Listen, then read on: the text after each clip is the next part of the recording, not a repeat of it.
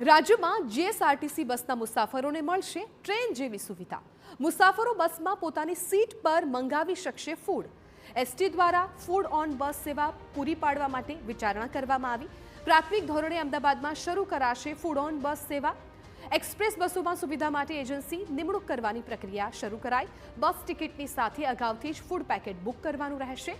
મહત્વપૂર્ણ છે કે હવે આ સુવિધા તમામ મુસાફરો માટે લાભદાયી બની રહેશે। ખાસ કરીને મુસાફરો જે લોકો પાસ થ્રુ બસ હોય અથવા તો ઘરેથી કોઈ મુસાફર જમ્યા વગર આવતો હોય, નાસ્તા કર્યા વગર આવતો હોય, તો એ ત્રણેય પ્રકારના ફૂડની વ્યવસ્થા આપવા માટેનું નિગમે વિચારેલું છે। સવારે બ્રેકફાસ્ટની અંદર પણ મલ્ટિપલ મેનુ મળે, બપોરે પણ એને લંચ માટે પણ અલગ અલગ પ્રકારનું મેનુ મળે અને સાંજના ડિનર માટે પણ એ પ્રકારનું અલગ અલગ પેક્ડ ફૂડ મળે। એ માટેની એક આખી ટેન્ડર પ્રક્રિયા કરી અને સારી કંપનીઓ ગુણવત્તાએ ફૂડ પૂરું પાડતી હોય એવી અને છતાં પણ વાજબી ભાવે પૂરું પાડે એ મુજબનું આયોજન જીએસઆરટીસી દ્વારા વિચારવામાં આવેલું છે।